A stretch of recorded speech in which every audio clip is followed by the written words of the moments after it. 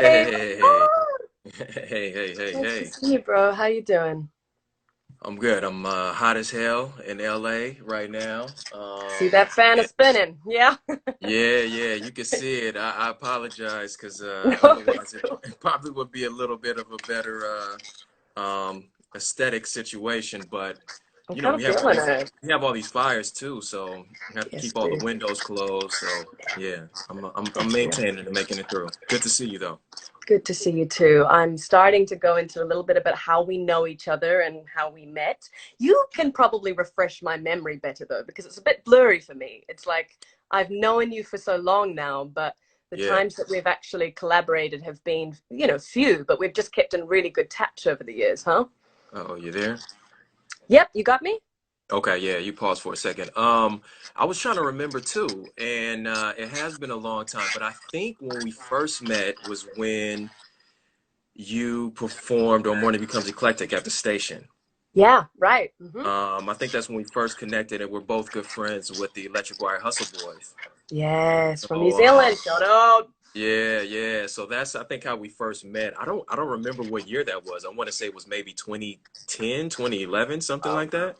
Right. Yeah, but it's been some time, and yeah, so we connected through music, and yeah, just had a budding friendship. We bump Yeah. into each other out and about, and you actually really helped me quite a bit when I made my way to Ethiopia a couple years ago. That's right. Yeah, That's right. And tell me a bit about like your journey in this industry. I have asked people that are in the music industry to join me for this series because that's the world that we're all sort of in, and that's the sphere of influence that we have. But you've mainly worked as a DJ, right, and a radio host. Can you yeah. tell me a little bit about how long you've been at KCRW? This past April made 13 years. Yeah. Wow. And I met another DJ at the station. Does my audio sound funny to you? You're good, bro. No, Oh, you're cool. it's just on my end, I guess. Um, yeah, I met a another DJ at the station, Garth Trinidad, several years ago, and he consequently ended up becoming my mentor, offered himself up to sort of show me the way, and that's how I started there. Um, since then, I've gone on to produce live shows in LA for over 10 years, which came to an abrupt stop, obviously, in March. Um, and yeah, I've done music supervision. Probably most notably, I was the music supervisor for the Ava DuVernay Netflix series When They See Us last year. Um, and yeah, do some voiceover work here and there, but yeah, just all kind of like I would say music being sort of the genesis and nucleus of it all. Yes, absolutely. I'm getting some feedback that my mic is a bit echoey, so I'm going to try to work that out. Can You you sound hear me fine. okay, Aaron? Yeah, Okay. we're both having our own audio issues, but to Oh, each other we God. sound fine. Yeah, there's no feedback. Yeah. Okay. Well, we're just going to dive in anyway. Yeah. Um, I called you when I had this idea for Down the Rabbit Hole, and I was nervous, because you were the first person that I talked to about the concept. Me and my girlfriend Atafe had been sort of brainstorming how we could contribute in this moment, and I brought up with you the importance of white allyship, and that I felt this was the moment for white people to step up. Of course, we've been highlighting Black experience and trying to better understand the experience of our Black peers through this time. But you made the very good point to me that nothing is really going to change until white folk are engaging with other white folk about systemic racism and having the uncomfortable conversations. Um, Throughout that conversation, you reminded me of some things that really helped me to form what this conversation series was going to be about. And I found the conversation so impacting and so eye-opening for me. And it kind of exposed some blind spots that I had had as a person trying to engage in this conversation, but already, making mistakes about the way I was, describing things or embarking on the work. And I wanted to really like jump in the deep end with you about that, because I think that's how we kind of get past the awkwardness, which is, you know, unfortunate that we even have awkwardness around this topic. It shouldn't be the case. As you made it clear to me, this isn't awkward for you to talk about. This is your life, you know, and you reminded me that in the middle of a pandemic, your fears are still, you know, white vigilantes and the police. Yeah, So, you know, yeah, it real. feels very strange to even say that it's awkward for me, because that's sort of such a privileged thing to even say. But talk to me a bit about how that conversation went down and how you helped me really formulate what the series was going to be about and how it was going to unfold. I mean, I don't know how appropriate it is for me to describe how I helped you. Um, but yeah, that was a powerful conversation. Yeah. I think you and I both noted when you were talking about this series and starting this that in many ways we should have recorded that conversation. Yeah. Um, you know, I was, as you recall, I was a bit hesitant to take part Yeah. initially, um, for several reasons. One, I think you always have to be, if you're of a disfranchised community, maybe be a bit wary about coming across as being a token. And it's also just, I mean, our existence is exhausting as Black Yes. folks. And what you are often called upon doing is to also be the teacher while you're being the victim. Right. And yeah, it's just a really, really exhausting, tiring thing. Um, and I remember one moment I think that stood out quite a bit for you and turned out to be, I think, very profound is me describing my sort of complicated relationship with the use of ally. Um, I've never really liked the word. You also mentioned that you haven't necessarily been a fan of it, maybe for different reasons. But for me, I thought about it just in terms of Trevor Noah has a great autobiography called Born a Crime, Yes. and with that in mind, I thought about, like, you know, ally is a bare minimum. Ally is a passive sort of existence. You know, Yeah. I think ally is one who supports the idea of more, not only equality but equity as well. Um, and that's a bare minimum if I'm going to call you a friend. And obviously, I'm not just talking about you. I'm just talking about anyone. Um, white or non-black person of color.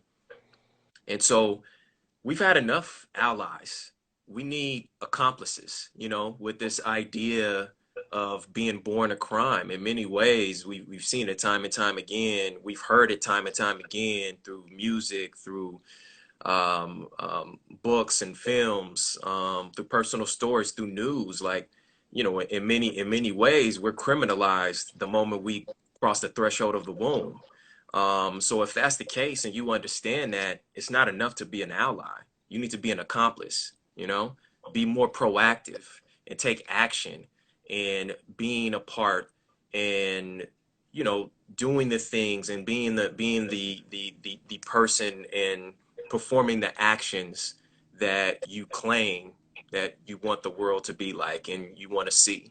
Um, yeah, so just being proactive, and that's what it was difficult to remember because we were just kind of in a flow, spitfiring. But I remember that being a very distinct moment. Is like moving away from allyship. Allies will repost a tweet, like a post or something like that, and in many instances, in many ways, they feel as though they're absolved from doing more. It's like, oh, I've showed that I'm in support of this. It's like, no, you haven't. And I think what many of these actions of recent, I mean, let alone the past, few centuries, what they've shown is us as Black folks, we don't have the luxury of time. We don't have the luxury to wait for people to, um, figure out what's the best route to go, especially like sort of amongst themselves. engage with the folks that you are hoping to bring to this level of equality and equity, um, and actually, yeah, take action, really. Yeah. Yeah.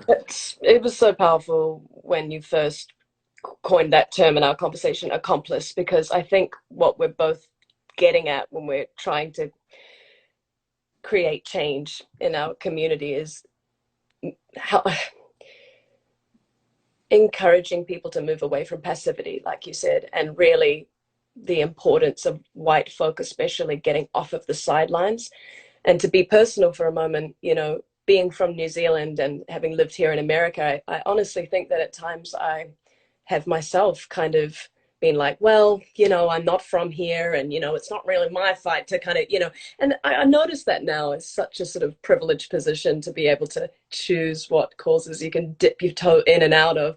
And I kind of reached a point where it was just like, I'm not willing to be on the sidelines anymore about this issue, especially as an artist who has um, benefited so much from Black artistry and excellence. And I feel so strongly that we need that solidarity amongst white folk. This is the time for us to step up into the conversation with each other. And I think you were really the person that helped me realize that this conversation, of course, has to highlight the voices of our Black and brown peers, because you can't have a conversation about race without, elevating the stories of the people who are oppressed by it. But you were so on point when you said, like, Kimbra, you can't step out of this conversation. You got to step into it as a person of fair skin, as a person of privilege. You have to be in the conversation and actually in real time, sometimes being corrected and having your blind spots pointed out, which is so hard for many white folk to do, unfortunately. But how do we break that barrier, that sort of existential crisis that white folk go into, myself included at times, and Yeah. get to a point where we can just talk honestly about this fictitious structure that exists. Do you know what I mean? I do know what you mean. I mean, there's a couple of things that come to mind. One in reference to you being from New Zealand and feeling as though it wouldn't be appropriate for you to engage or interact in this conversation. Um, I think it's important to note and understand that white supremacy is not exclusive and endemic to the U.S. It exists everywhere. I'm sure if you spoke to some Maoris in New Zealand, Oh they yeah. would talk about some inequities that they feel and have experienced, Um, hell, that's their land that's been occupied by white folks, right? Of course. Um, and then also I would just say it's impossible for me to prescribe exactly what needs to be done with white folks. I can make some suggestions, some of which all have to do with this idea centered around, you think about when you're going through puberty, Yeah. or any monumental moment in your life, there's always pains when you grow. One thing, if I recall correctly, that we talked about during that conversation was, I'm completely at ease and comfortable talking about these things because it's the life that I live. It's conversations that I've had with my Yeah. with my mom, with other family members. So for the most part, I would say if you have any sense of history, I don't want to claim that all Black folks are a monolith or completely homogenous, but if you have any sense of history, any sense of self-worth, and at least half your mental facilities, you probably have a triple PhD in talking about race. And Right. what I think a lot of white folks have understood and figured out, and consequently a lot of Black folks too, is, in many ways, using that analogy and by an equivalent, is like white folks are approaching Head Start when it comes to talking about these things, like not even kindergarten. Um, and I would say for me, quite personally and specifically over these last couple of months, I've been focused on relentless accountability. Mm. And, it's I'm even hesitating sort of expanding on that a bit much. And honestly, that has to do with some trauma because the consequences are very different when you look like me and you try to hold people accountable. We've seen it time and time again. But I bring this up to say relentless accountability also includes being accountable to yourself.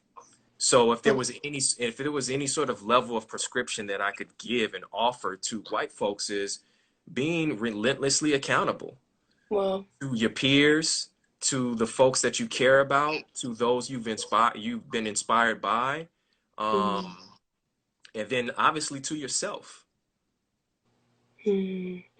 it's really interesting as we're talking. I'm getting this feeling in my stomach of how much I don't want to enter into an environment where I'm asking you to teach me about what I need to do. And I bring that up just to You, be you know, candid let me about it. let me just say too. That's the other thing. I'm glad you brought this up. I think Yeah. one point of frustration, and I mentioned this to you in that conversation, and I've said it many a times over the last several months with white friends or non-black people of color, is like, another point of frustration being forced into this position of being both the victim and a teacher is, Hmm. look, I feel as though I'm smart, I can be well spoken, I can be articulate, but I can never say it as well as Malcolm or James Baldwin or Toni Morrison or, countless others, Frederick Douglass, like, Marcus Garvey, like, W.E.B. There's Hmm. so many. So this idea that you have to ask questions, you have to be told, it's like, no, you need to actually really be listening. Yeah, Like it's that's been such a good said. point. Yeah, It's it's been been said. said for decades. And one thing I also mentioned, I think, yeah, there's however many people watching, but also it's just a friend talking to a friend is, one thing I mentioned to you as well, and I think it says a lot about you and your characters. You were a bit hesitant to put yourself out there, um, because at times when you've done it in the past, there's been some folks that haven't been too taken too kindly to you doing that. Um, but once again, we don't have the luxury of time for people to be handicapped by being uncomfortable. So I definitely want to commend you for taking that step and doing this. Um, with that said, I wouldn't be surprised if some people react and think, and I mentioned this to you, um, you know,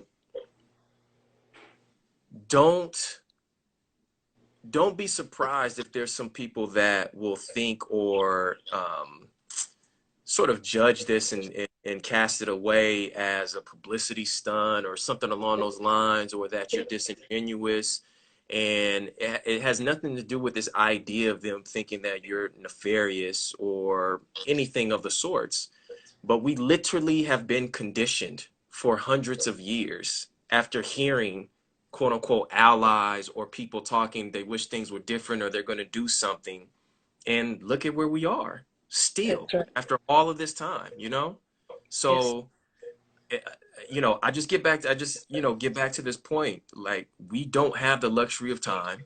So this idea of these companies making these pledges, sending out tweets and things like that, Twitter hasn't been around that long, but the equivalent of it has been long enough, and we've heard this stuff and we've seen this stuff before, and yet and still we're still here. In regards to I think one of the most monumental steps moving forward in the progress when it comes to racy relations and equity is I use the same. I think I mentioned this to you when we spoke as well. It's like the analogy of, like, as a man, if I believe that there should be an end to patriarchy, I can't just say it to myself and believe it. I have to actually take actions.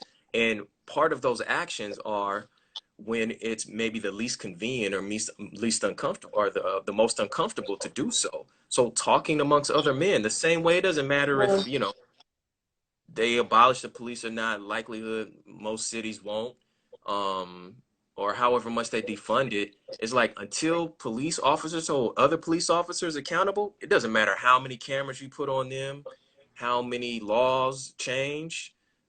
And so that's the same exact thing that white folks have to do with one another. well, It could be something as simple as, I think I may have mentioned this to you as well. I've said this for a long time to people. I don't know if I ever mentioned it to you, but you know, every day here in this country, I'm reminded of my color every day. And some people may ask why. I'll give them the simplest of examples. Um, you know, actually, the one that comes to mind is I think was made famous by Muhammad Ali. It was like angel food cake is white, devil's food cake is dark, is chocolate. You know, when you think about the Great Stock Market crash, it happened on Black Monday. When there's ominous times ahead, they refer to them as dark days. And then in direct juxtaposition, you think about something like a lie that's universally accepted as something that is unwarranted, unwanted, with the exception of when it's a white lie.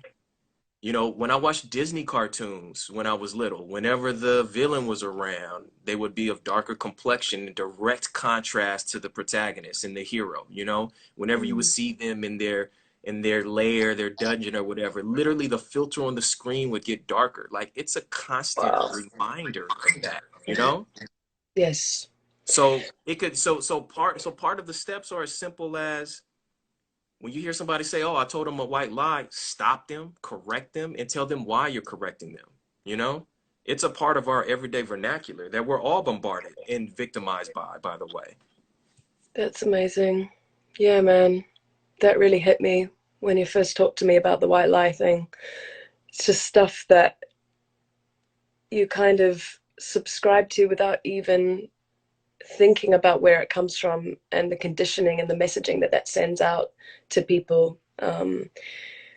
Yeah, I really like what you're saying there about the importance of men talking to men to dismantle patriarchy, because the Me Too movement was so powerful and sort of swept across the globe. And I think it is really interesting to look at a movement like that and say, what can we learn from that? Because of course, a big part of it was elevating women's stories, right? Like you can't do the work without first understanding and hearing the experiences of women, and this and their stories. But the real change is going to happen when men hold up other men accountable. And I think that really resonated with me when it comes to the importance of white folk getting off the sidelines and realizing that it is at Thanksgiving dinners, at long car rides when race comes up between two white people, the importance of realizing this is the moment that matters, this engaging in this, that's where the change happens. And I thought that was super powerful to look at something that has had impact in our world and see what could that mean for this fight too. And also just this understanding. I mean, it's this idea of white privilege is like really doing some self-examining, auditing, reflection, understanding your privilege, and also how it aids and creates um, this really lubricated experience of white privilege that exists, right? Yes. Um, and in the same way that you didn't necessarily ask for your white privilege, well, carrying that analogy, none of us asked for this handicap of being black in that sense, and that's well understood. I would say, I would never be so bold to speak for an entire group of people, and certainly not my people, but I would say most black folks clearly understand that white folks didn't ask for privilege. It's not so Yeah. much that, a lot of us are upset that you have the privilege. It's that you aren't using it in the right way. Yeah. Well, that's it. I mean, this is the conversation that I really want to have for people watching, is to realize that the hump we need to get over is the discomfort in talking about this, because everything starts with conversations. I really do believe that. Like we want to approach systemic change here, right? That's what everyone is focusing on at the moment. If we want to talk about the music industry, we can clearly see where the earliest signs of systemic racism are happening in the record contracts that are being written for artists, in the term urban being used in music genres. I mean, we can see where these seeds are beginning, but nothing is going to change unless we're able to hold a damn conversation around the issue. And you make a really good point that it's not just about me as a white person going to my black friends to be like, hey, help me out on this. This is a personal journey that I have to undergo and take on my own, which I hope you trust that I am doing, and this is a part of my process, amongst many other things that include reading books and relentless accountability, dude. Boom, that's so good. But yeah, like I'm so fascinated in I guess just like understanding better why it is so hard for white folk to get into this conversation when it's so needed right now, and what is stopping people from doing that, and how I can use my, privilege to actually also, even be a sacrificial lamb, so to speak, to kind of in real time, be pointed out my blind spots so that we can see that it doesn't actually have to be so scary to make mistakes. Now, I'll bring up an example. When I first talked to you about this down the rabbit hole concept, I think I used the words humanizing the experience of Black folk. And maybe we could just recap that for people about how that was just a simple moment of, with good intentions, of course, to explain what my intention was to, normalize these experiences or help people to empathize with experiences of Black folk if they haven't had that in their lives. But even that wording, and I'm embarrassed to bring up the instance now, but I do feel that this is it's important, because we talk about microaggressions and we don't realize that, I was doing it at the time, and how did that make, how did that make you feel in that moment? Because I think that's important for me to understand and for people watching to understand how that feels when a white person talks in that language, Well, yeah, it's it's similar to the other examples I was referencing, and a part of our vernacular, whether it's something that otherwise is generally considered fairly innocent as a Disney cartoon, or Right. a difference between different types of cake. Like, it's all very nebulous and ubiquitous at the same time. So when you say something like that in reference to a fellow human, it's like that's the whole idea and concept between Black Lives Matter. Like, it Yes. doesn't, it's like, what do you mean you have to humanize me? What, like, Yes. what else am I to you? It's Yes. just yet another kind of slow, leaky faucet drip of these microaggressions that we deal with on a constant basis. And so that, I was just sort of pointing that out. It's like, with the best of intentions, Mm. um, I was being relentlessly accountable to my Yeah. friend. Oh, Yeah. yeah. Yeah. I think that's so important, and I really just want to, I guess, be an example of how that doesn't have to be a destructive thing in a friendship. That can actually be No. a really bonding thing in a friendship. Like, I feel like much closer to you after that, because it's like, oh, this person actually respected me enough to be like, hey, bro, like, that's not the language to use there. And I'd love to see more of my white friends um, be okay with that sort of conversation and not feel threatened by it, because like you said, you don't have the luxury of time or of discomfort or of awkwardness. And we know with books like White Fragility that this is something that exists in white folk that we need to compassionately move beyond, because there's not time for that. And I Yeah. appreciate you holding me accountable to that fact. Of course, yeah. It's again, using this analogy of it of levels of education, right? Where we might have a triple PhD and you just are getting into Head Start. It's of course very well known that and understood you're gonna stumble along the way. Mm. You haven't even started kindergarten yet in many ways, so you're gonna stumble along the way. Um, and just as long as that isn't an impediment and doesn't really serve as a handicap, like moving forward, again, there's always some sort of experience of growing pains when one grows, right? Always. Yeah. Yeah. So just Yeah. and remember that. I mean, yeah. I want to pivot real quick to the music industry, which is so hard to like talk about quickly because like it is a whole system that we could talk about for hours. But can you maybe talk to me a little bit, just even like it's interesting for me as a friend to know more about your journey with this, but how have you seen racism play out in the music industry in your role? I can certainly think of moments where I've seen in boardrooms or times where I've witnessed microaggressions, things. But I mean, of course, but for us to start dismantling it and working out some practical steps for our industry, we have to first know what the industry looks like now and what we're seeing sort of play out. Can you speak to that a little bit so we can brainstorm? I mean, I can give direct examples, but what I would say is they aren't that important.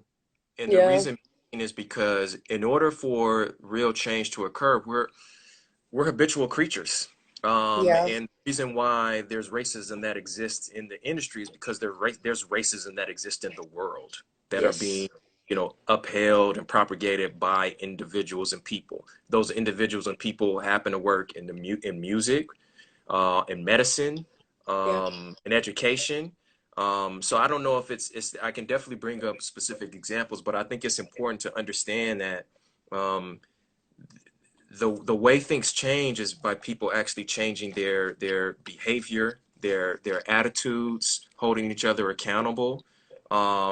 So I could think. I mean, I'm sure you've had a similar experience where it's been a very wide spectrum of how I've experienced racism in the music industry. It can be, as something as simple as there's been several instances where uh, people see me and find out I'm a DJ. This happens a lot if I have braids, or used to rather, where they'll automatically will ask, "Oh, what do you spin? Hip hop?" Or they'll just start talking about hip hop. There's that automatic assumption, that happens. It's something that's simple, and I think most people would sort of see us fairly innocent to doing when they see us. Obviously, yes, the subject matter of that mini series, is about the legal system, abuse of power, coercion by the police, et cetera, all under the umbrella of racism, right? And so, me doing that series, virtually every offer I've gotten since then has been along those same lines. Oh, he is the black guy that does black stories having to do with police brutality or racism within the justice system. Um, yes, so it can run the extremes, but again, it's because people have been subjected to and conditioned to think and assume these certain things, and so it doesn't matter industry you're referring to or talking about, you know? yes, I do.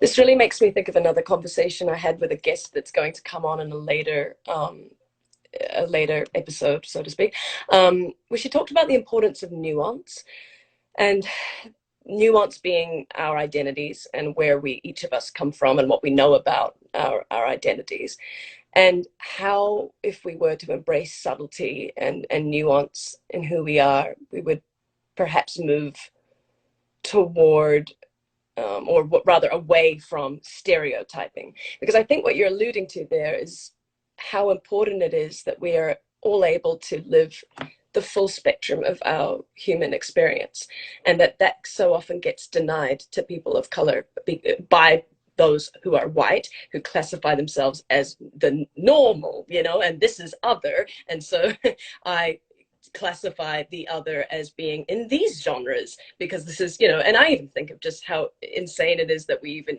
have terms for black music. Of course, we don't have any terms for white music. That's assumed to be music, and these things are conditioned and so subtle, aren't they? They're so subtle, but of course, Yeah. probably far more obvious to you than they are to Well, me.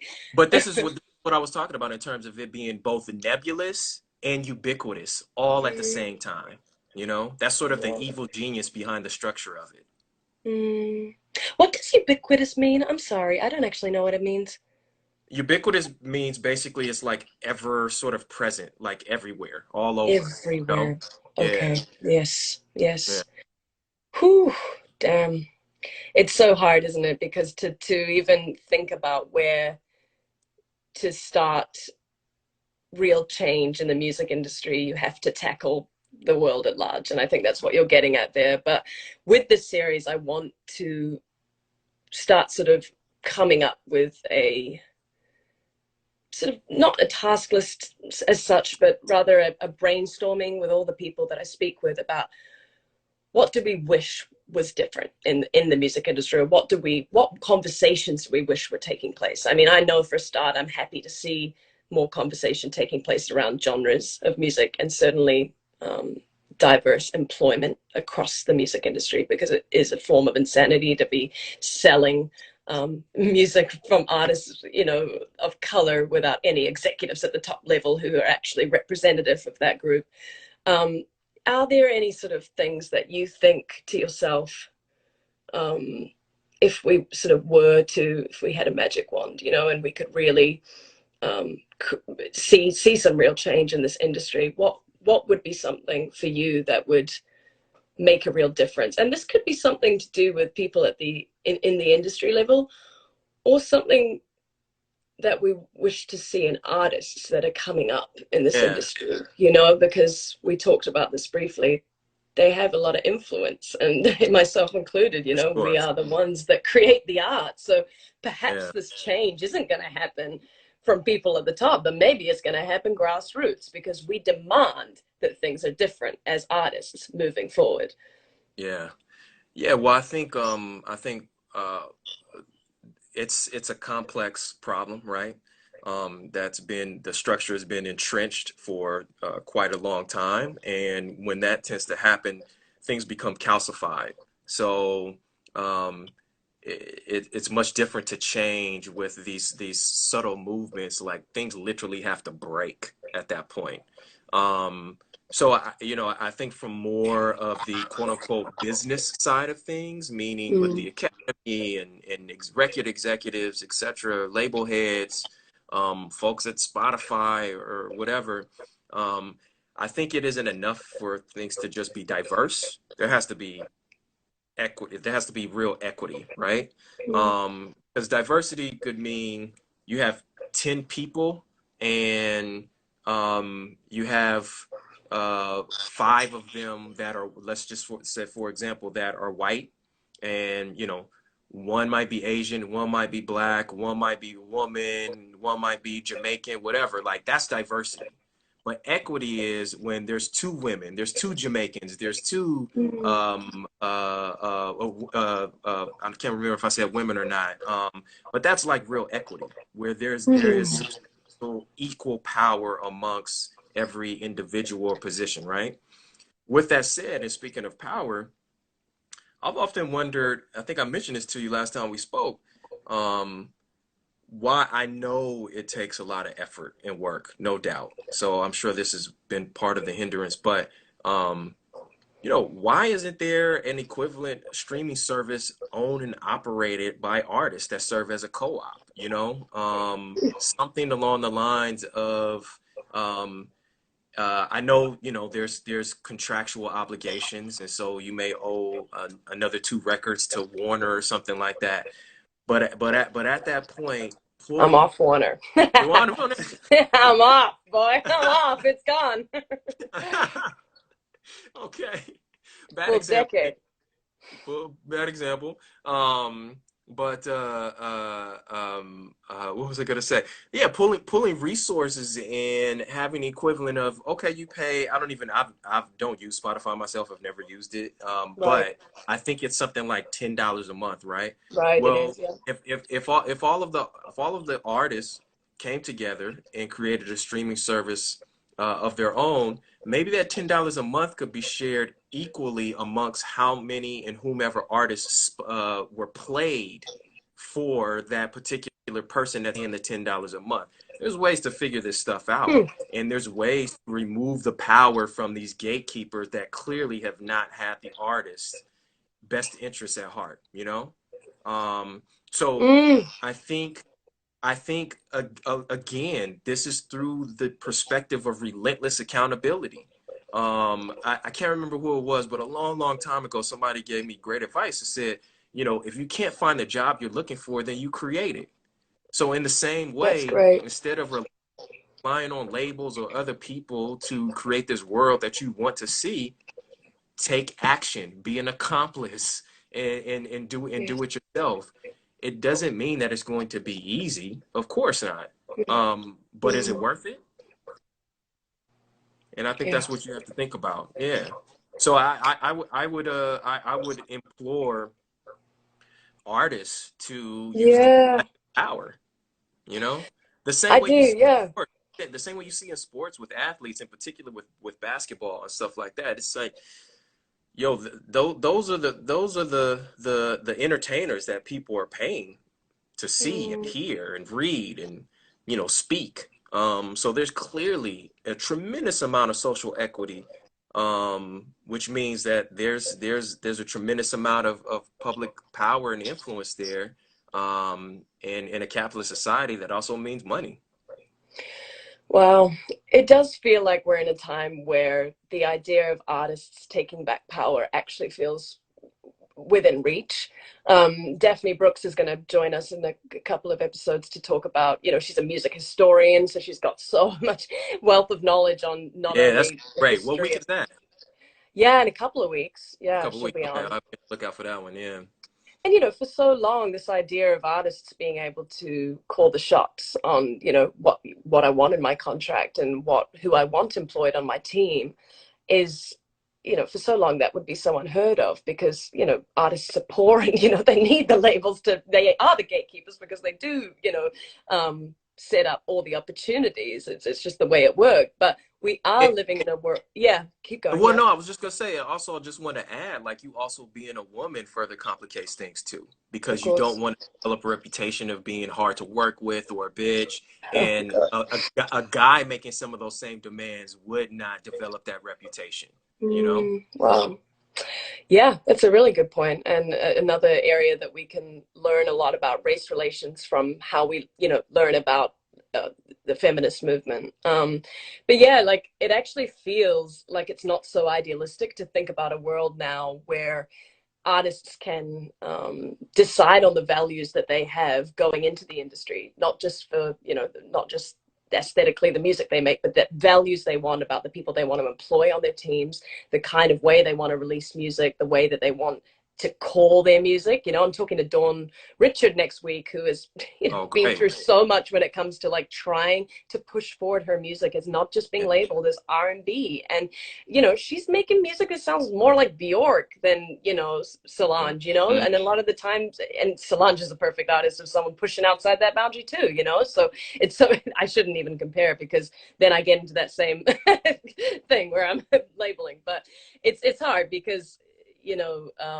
as both a woman and a black woman, she's been put into so many categories, and now actually feels like a time where you can cut out the middleman. So it's exciting to talk about, maybe not so much a task list for the music industry, but a task list for artists. Like, hey, if you want to be on board with this and be more than a reposter, reposting things, what does it look like to form, a coalition of artists that say these are our, expectations of the industry, and also what culture do we want to create of our fans? Because the people that are listening right now are fans of my music, maybe fans of you, and we're creating a culture in this moment.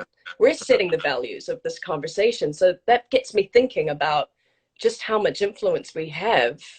Well, again, yeah, relentless accountability often, like, it involves um, some self-examination and auditing. And so once enough Mm, artists realize this music industry thing like the music industry isn't some, um, castle up in the hill. It's like we yeah. make the industry. We are the music industry. Man. Woo, yep.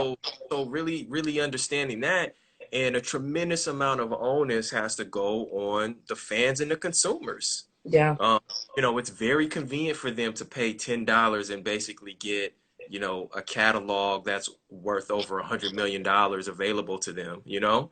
Um, but this is also one of the reasons why I don't use Spotify. I don't want to be a, Mm. you Huh. know, I don't use any streaming service, as a matter of fact. People think it's so Interesting. weird and bizarre. It's like, no, I actually want to support the artists. I know how hard it is to do this. Hmm. I want to continue doing this. They need to make a living doing this. So them getting, I don't even, you probably know the splits on Spotify. I know it's something like obscenely minuscule. Yeah. And I just don't, you know, that's something I have the power to do that or not do that, and I choose not to do it, you know? Well, I mean, that's great. That's another, you know, because I want to, we should wrap up soon, and I want to talk about just more things that actually sort of help people understand in their minds the difference between a white ally and a white accomplice.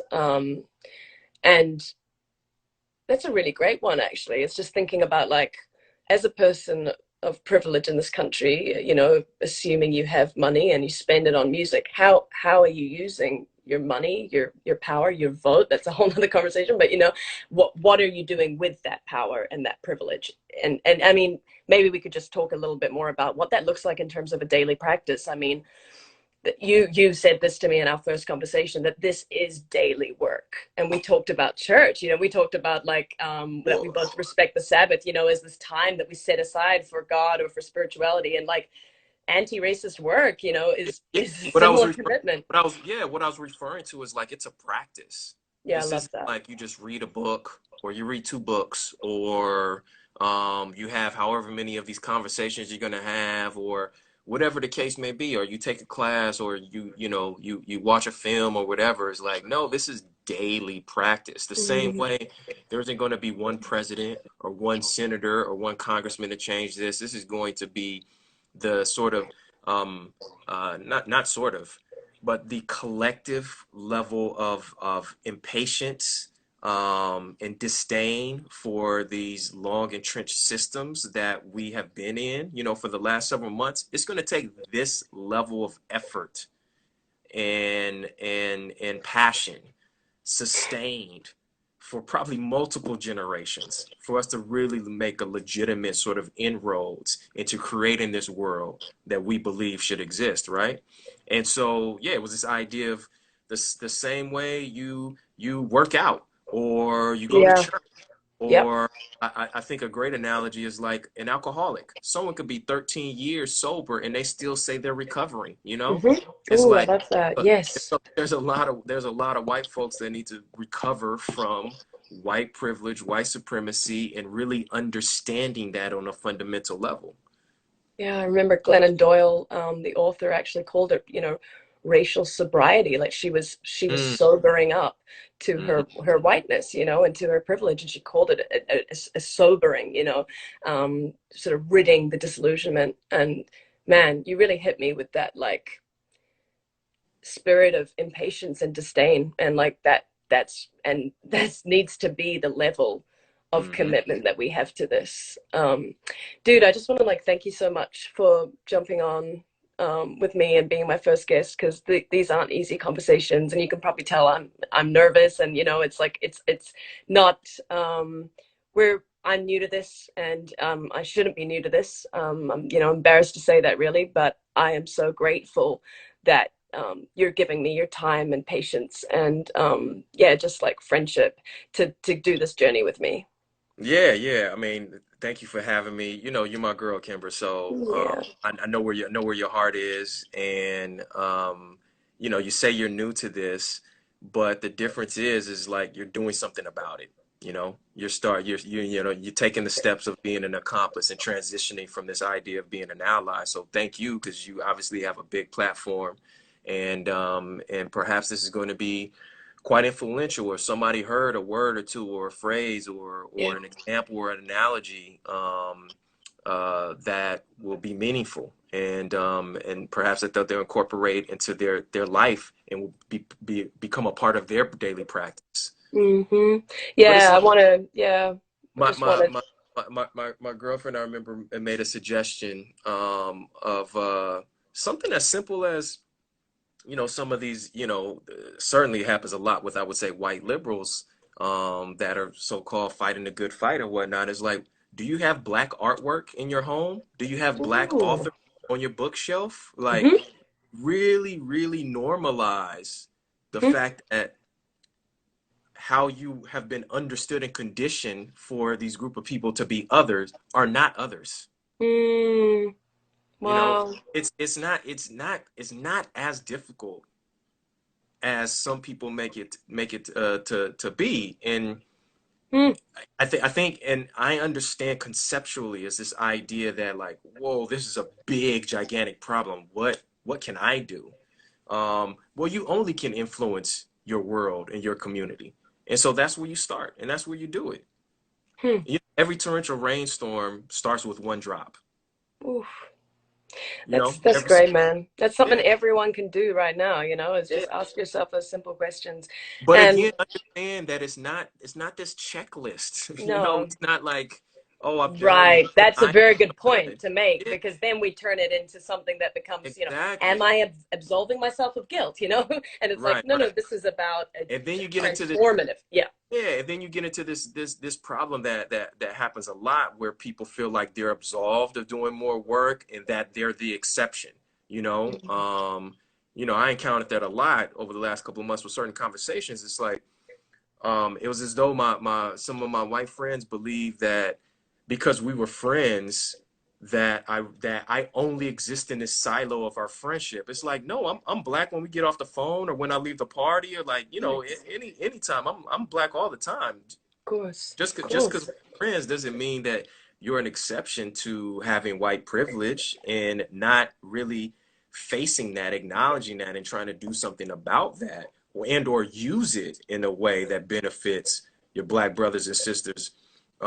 It really is giving way to white supremacy, So all these things are, I think, at face value seem daunting to a Yeah. group community of people that have not been accustomed to and have had the luxury and the privilege not to deal with it. Oh, yeah. Hmm. Um, but once it becomes a practice, it's going to be like working out. It's going to be like going to church. It's going to be like recovering from alcoholism. And I'll say, your girl, you mentioned your girlfriend. We'll be talking to her as part of this series Oh because I yeah. think, yeah, Oh cool. she's going to have some great ideas for us fellow white folk for Yeah. how we can join in this. And yeah, like a last note to people tuning in, like Aaron said, the importance is sustaining this movement and this work. And to add to that, Down the Rabbit Hole will be every Monday. And I don't see us stopping this anytime soon. So Yeah. I believe that this work is not one conversation and a few retweets. I hope that everyone listening right now will tune back in every Monday. Bring your notebook, let's take notes because I want to take so many notes. I'm going to be watching this back and so yeah, thank you again, dude, and I'll Oh, man, let you like get on with the rest of your night. Stay thank you. cool out there. I'm trying. I'm over here sweating, but I'm Yeah, trying. dude. Yeah. Thank you. Okay, I All love right. you. Love. All right, bye.